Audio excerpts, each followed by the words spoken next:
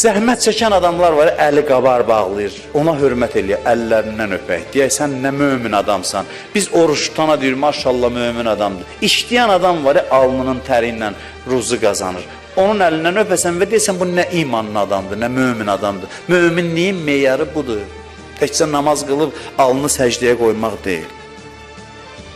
Kim halal ruzu qazansa, onu yesə, kənə yevməl qiyaməti fi idadil ənbiya.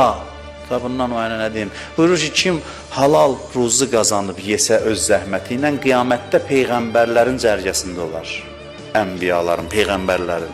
Və yəxuzu səvabəl ənbiya. Və peyğəmbərlərin savabı qədər Allah ona savab verər. Allahın qurduğu nizam belə əzəmətli və qəribə bir nizamdır.